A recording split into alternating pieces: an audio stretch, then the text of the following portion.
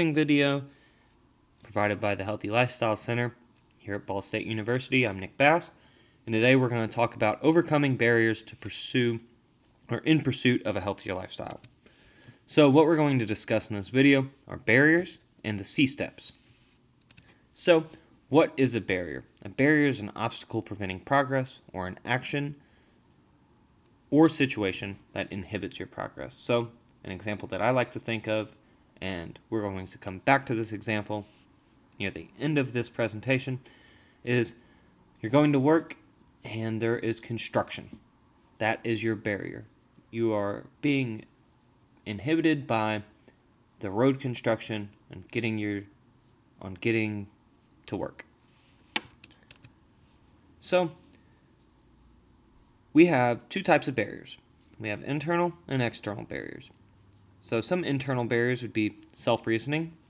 This is a more kind way of putting self-handicapping or making excuses as to why you aren't going in the right direction.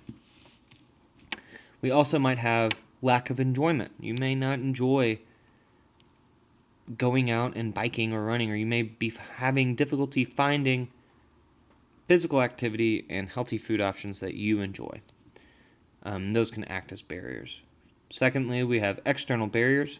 So this could be lack of time, lack of convenience, or socioeconomic obstacles. So when it comes to time, you may have a jam-packed day every day of the week, working and managing kids and family, things like that.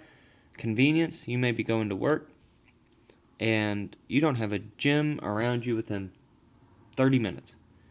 And it's not very convenient for you to do that. Or when it comes to dieting, it may just be more convenient to swing through McDonald's after a busy day and get something to eat there as opposed to cooking every night. Finally, with socioeconomic obstacles, if money is tight, it may be a little more difficult to find a gym membership that is socioeconomically friendly, or it may be difficult to purchase healthier food options when trying to diet. So when looking at our C steps, our first C step is choose. What do you want to change? For example, personally, I want to eat less sugar. I'm terrible at it. I have a major sweet tooth, and I know that this is something that I need to work on. So that is what I want to change. You may want to walk more often, or eat more vegetables, or think more positively, or make some mental health changes. Secondly, we want to weigh the benefits and the consequences. So we have positive consequences in the form of rewards. So for example, if you're dieting and exercising, you're making healthy behaviors, you're going to physically look better. Internally, you will also look better. In turn, this will give you a more positive outlook on life. And for our older population watching this, leading a healthier lifestyle can allow you to do more with your grandchildren, such as kicking soccer ball or throwing baseball, or going with them on walks through the park, things like that. So some of the more negative consequences or sanctions, you might have limited options when you eat out. Say you're someone who really enjoys going out to restaurants. This may not be as viable when trying to lead a healthier lifestyle. It can be done, but you will have limited options. You may also be limited with your time with friends, especially if you're going out of your way to go to a gym, or you're going out of your way to do meal prep, things like that. This ultimately is going to take up more time out of your day, and this may take time away from other areas of your life. Our third C step is control. So we want to have control over what we are changing. So one real easy way, and we have discussed this a lot, especially in the behavior change department, is goal setting. Specifically, we want to use SMART goals. We want to make sure they're specific, they're measurable, they're attainable, they're realistic, and they're time-bound. And then this can be a make or break when pursuing your goals is self-monitoring. So this can be through tracking in a journal, tracking in an app such as Lose It or MyFitnessPal, and ultimately having an accountability partner. So having someone that's there to hold you accountable, make sure that you're staying on the right path, you're doing the right things, so that you can achieve a healthier lifestyle and achieve your goal.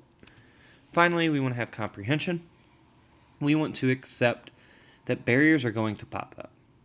When these barriers pop up, we want to make sure that we take them in stride. I said that we are going to come back to the example of the construction while going on your way to work. When this happens, you might have to take a detour. Ultimately, you'll end up at the same destination.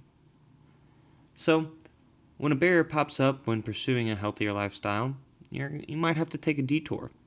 However, when you find ways, when you create that detour around these barriers, you're still going to end up at the same place. You're still going to end up at the same destination, ultimately leading a healthier lifestyle, ultimately achieving your goals.